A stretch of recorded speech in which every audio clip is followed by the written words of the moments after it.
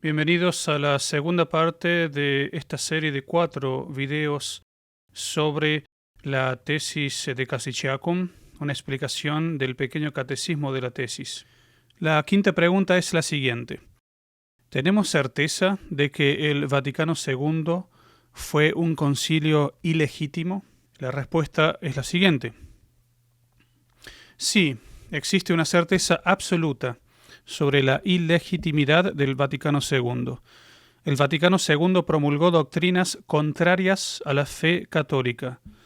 La Iglesia Católica Romana es una institución infalible e indefectible, columna y cimiento de la verdad. Mientras que el Vaticano II erró y defeccionó. El error y la defección no pueden proceder de la autoridad divina, sino sólo de la autoridad humana. Un concilio general legítimo goza de la autoridad infalible del magisterio ordinario y universal de la Iglesia. El hecho de que el Vaticano II se equivocara demuestra que no fue infalible. El hecho de que el Vaticano II no fue infalible demuestra que no ejerció el magisterio universal ordinario de la Iglesia. El hecho de que el Vaticano II no ejerció el magisterio infalible demuestra que, para empezar, no tenía autoridad o, en otras palabras, que fue ilegítimo, un latrocinio.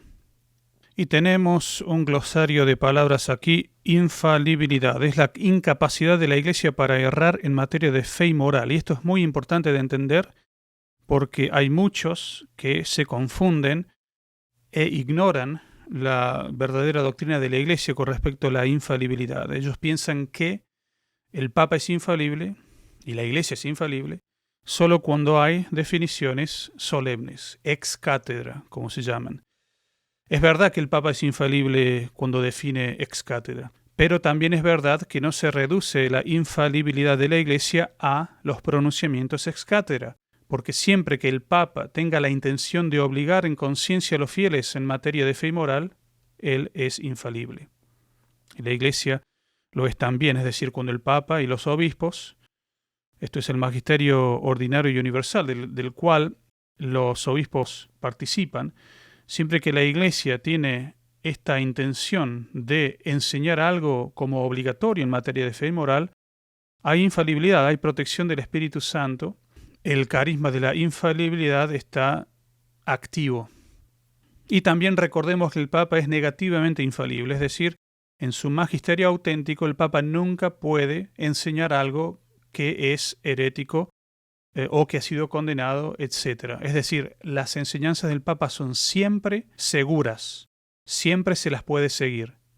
Esta seguridad doctrinal de la Iglesia es algo muy importante de entender y nos da la pauta de que si vemos doctrinas no seguras siendo enseñadas por la supuesta aparente autoridad, tenemos un signo seguro cierto de que tales personas no poseen verdadera autoridad. El segundo término que tenemos para analizar es indefectibilidad de la Iglesia. Prerrogativa de la Iglesia en virtud de la cual durará hasta el fin del mundo, conservando inviolado el depósito que le transmitió su divino esposo. Implica, por lo tanto, la infalibilidad. Esta prerrogativa se deduce también de la naturaleza y fin de la Iglesia. En efecto, siendo la continuadora de la obra de Cristo, ha de durar mientras haya sobre la tierra un alma que salvar. Por otra parte, el Redentor lo prometió explícitamente, y mirad que yo con vosotros estoy todos los días, hasta la consumación del siglo, las puertas del infierno no prevalecerán contra ella, es decir, la Iglesia. Y veamos también que hay una nota sobre indefectibilidad. La indefectibilidad es la cualidad o propiedad de la Iglesia, dada a ella por Cristo, por la cual permanecerá en ese estado inmutable hasta el fin de los tiempos, tal como Cristo la ha fundado. La definición incluye primero la existencia de la Iglesia, que nunca será interrumpida, la identidad de ser, es decir, su absoluta continuidad e inmutabilidad respecto a todas las cosas que pertenecen a la esencia de la Iglesia. Y aquí me permito una pausa. Esta continuidad de la Iglesia incluye la misma forma de gobierno. Es decir, cuando no hay papa, cuando no hay autoridad en acto en la Iglesia, en la suprema cabeza de la Iglesia, esto no significa que la forma de gobierno pueda cambiar sustancialmente. ¿Qué quiero decir con esto? Que la Iglesia debe poseer siempre una forma válida, legítima y cierta de elegir a los sucesores de Pedro.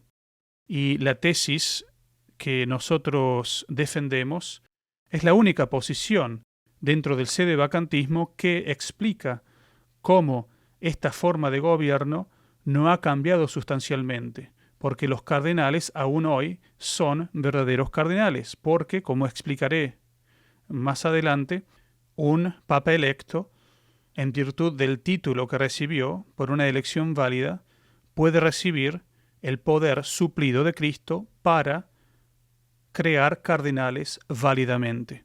La tesis es la única posición dentro del sedevacantismo que explica propiamente y teológicamente cómo la Iglesia continúa siendo la misma con respecto a la forma de gobierno, incluso cuando hay una vacancia formal prolongada de la sede de Pedro. Volvamos entonces al tercer punto.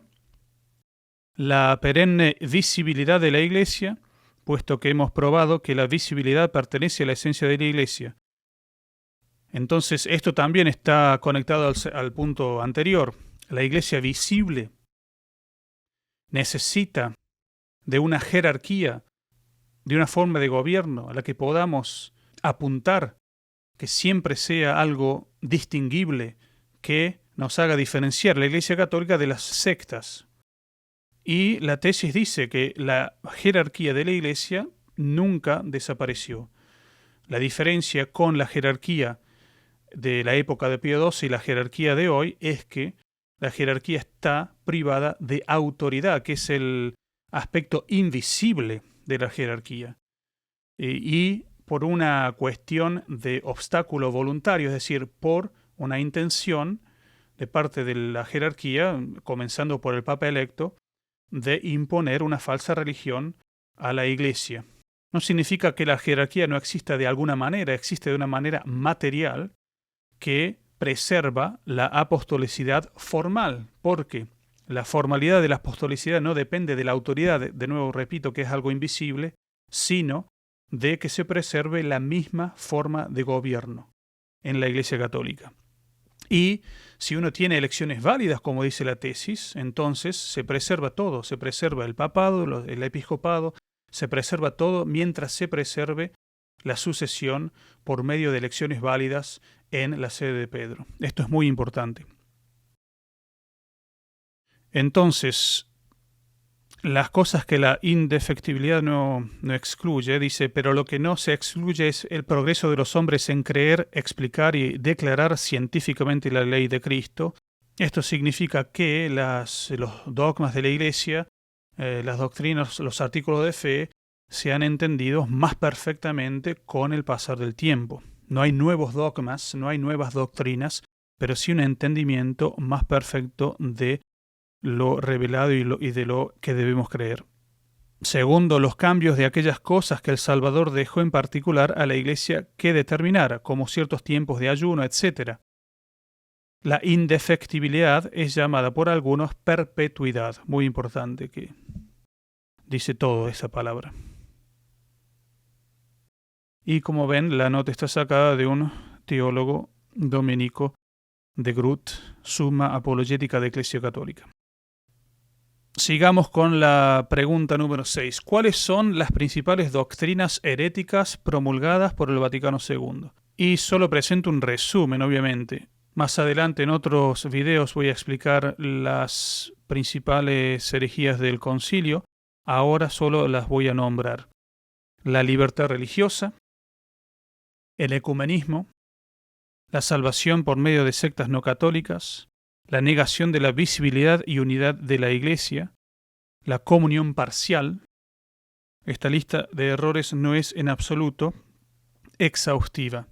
Repito, en otros videos voy a profundizar cada uno de estos muy graves errores, herejías del Vaticano II. Pregunta número 7. ¿Cómo explica la tesis la manera en que los papas del Vaticano II están privados de autoridad? La tesis explica la manera en que los papas del Vaticano II están privados de autoridad argumentando un defecto de intención, que es un obstáculo para la aceptación adecuada del papado. Una persona válidamente elegida para el papado debe aceptar las obligaciones inherentes al oficio papal. Tales requisitos pueden encontrarse explícitamente en el juramento papal que el papa electo prestaba antiguamente. La costumbre duró muchos siglos y acabó cayendo en desuso. Las obligaciones expresadas por el juramento derivan de la naturaleza misma del cargo, de tal manera que una intención por parte del elegido de no cumplir con tales obligaciones impediría que la elección alcanzara su efecto propio. La tesis sostiene que un papa electo, que pretende imponer falsas doctrinas a la Iglesia, como los errores del Vaticano II, no tiene intención de cumplir debidamente las obligaciones inherentes al oficio papal y, por lo tanto, no pueden ser papa formalmente, es decir, con autoridad, hasta que no elimine este obstáculo voluntario. Y aquí una pequeña pausa. Estoy grabando este video mientras está asumiendo la presidencia de la República Argentina el presidente electo Milei. Y hoy pasará a ser presidente formalmente.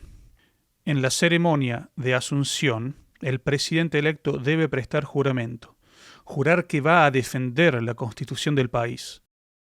Imaginemos por un momento que el presidente electo Milei se niega a prestar ese juramento. No quiere defender la Constitución del país, no quiere el bien común de la gente de Argentina. ¿Qué es lo que pasa en esa situación?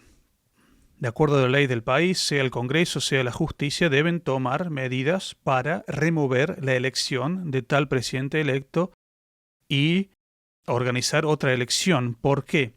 Porque ha manifestado una intención contraria al bien común de la nación, lo cual automáticamente le impide el ejercicio de la autoridad. Nosotros diríamos que no solo el ejercicio, sino que Dios mismo no le estaría dando la autoridad. Recordemos que incluso en el orden civil, la autoridad viene de Dios. Solo la elección es lo que los hombres pueden otorgar.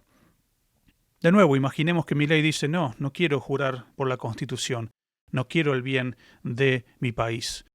Obviamente no puede asumir como presidente del país.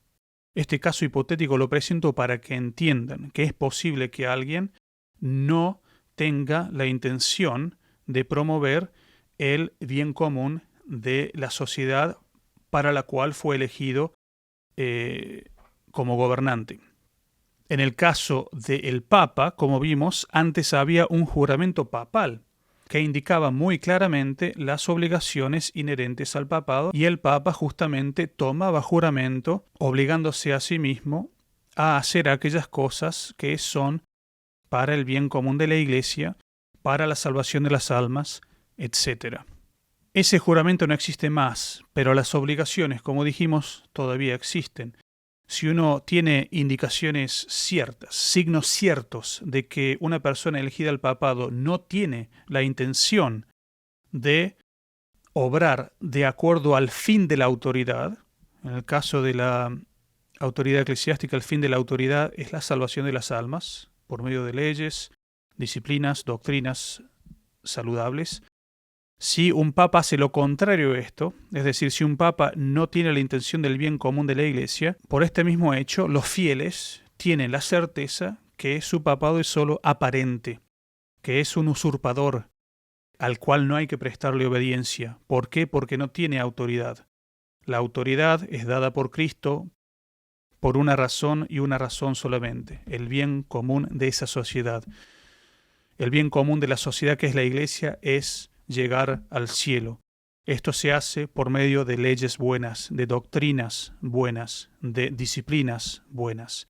Si una persona elegida a este oficio papal no tiene la intención de darnos cosas buenas para que nos vayamos al cielo, entonces sabemos con certeza que esta persona ha puesto un obstáculo voluntario. Hay un defecto en el consentimiento a esa elección. La última pregunta del día de hoy. Si los papas del Vaticano II están privados de autoridad, ¿no significa que no tienen nada del papado? No. La tesis afirma que los papas del Vaticano II, aunque no tienen autoridad para gobernar la Iglesia en razón de un defecto de intención, conservan, sin embargo, un aspecto del papado, a saber, una elección válida. Según la tesis, los papas del Vaticano II son papas materialiter, pero no formalmente. La distinción escolástica entre materia y forma es comúnmente utilizada por la Iglesia para explicar cuestiones doctrinales, morales y canónicas. Su aplicación analógica al papado es comúnmente enseñada por los teólogos. Tenemos una nota aquí con 2 ejemplos. San Roberto Bellarmino. Cuando los cardenales crean al pontífice, ejercen su autoridad no sobre el pontífice, porque todavía no existe, sino sobre la materia, es decir, sobre la persona a la que disponen, en cierta medida, mediante la elección, para que reciba de Dios la forma del pontificado. Y San Antonino de Florencia, el poder del Papa permanece en la Iglesia y en el colegio con respecto a lo que es material en el papado, ya que después de la muerte del Papa, el colegio es capaz, a través de la elección, de determinar una persona para el papado, que sea tal o cual. Entre la elección y la aceptación, el sujeto designado tiene la disposición última para recibir la autoridad. Y este es otro punto importante de la tesis. La sede vacancia que la tesis propone no es una sede vacancia como las demás. Por ejemplo, cuando un papa muere, la sede está completamente vacante, es decir, no solo no hay papa, sino que tampoco hay papa electo, no hay elección todavía. Sin embargo, hoy la vacancia de la sede no es que no haya nada, sino que ha habido una elección y ha habido un sujeto elegido que está justamente físicamente ocupando el lugar que le corresponde a un verdadero papa. La sede está ocupada por un papa electo que no posee autoridad. Esto no es una vacancia normal.